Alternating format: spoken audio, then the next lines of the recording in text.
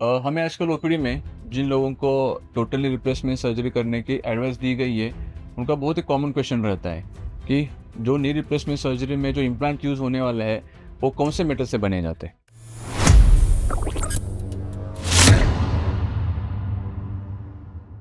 Hi, I am doctor Aniket Patil, consultant robotic joint replacement surgeon at Noble hospital Pune. Total knee replacement surgery में कुछ different type के varieties के metal use किए जाते हैं, पर 90% जो जॉइंट रिप्लेसमेंट में मेटल बनाया जाता है, उसके कुछ कंपोनेंट और डिसाइड किए होते हैं ऑलरेडी।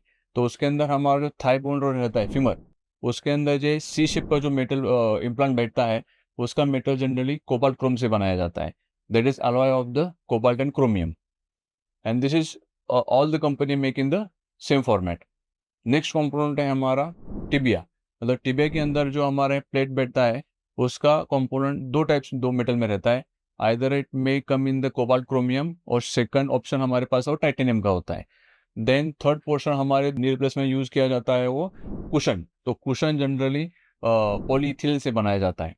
तो अभी ये जो कंपोनेंट है, 90% कंपनी सेम फॉर्मेट में सेम एलॉय से सब इम्प्लांट्स बनाती है। अभी बहुत लोगों ने आपने सुना होगा कि गोल्ड नी सुना होगा आपने। तो गोल्ड नी कुछ गोल्ड से नहीं बना हुआ है। गोल्ड नी एक मेटल है, उसके अंदर ड्यूरेबिलिटी ज़्यादा होती है और उसका एलर्जिक रिएक्शन कम होता है। जैसे कुछ लोगों को कोबाल्ट क्रोमियम का एलर्जी हो गया, तो उस चीज़ों में जनरली उसको हमारा जो कोबाल्ट क्रोमियम का फिमर का जो कंपोनेंट है, उसको कोट किया जाता है। और that coating is only of 1 to 2 millimetre.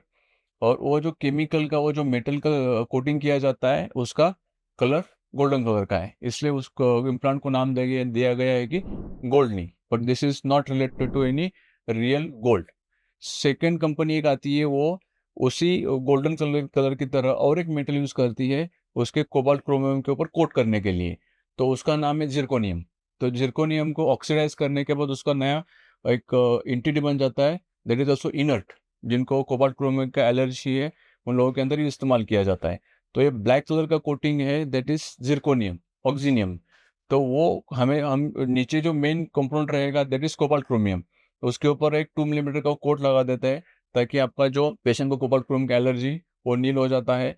और उसका ड्यूरेबिलिटी और थोड़ा स्टिफनेस थोड़ा इंप्रूव होने के कारण उसका लॉन्गेविटी बढ़ जाता है।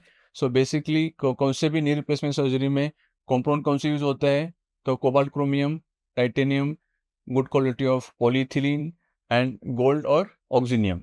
तो these are the most commonly used metals and alloys in the total knee replacement surgery. आपको इसके बारे में और कुछ इन्फॉर्मेशन चाहिए, तो let us know in the below comment box. Thank you.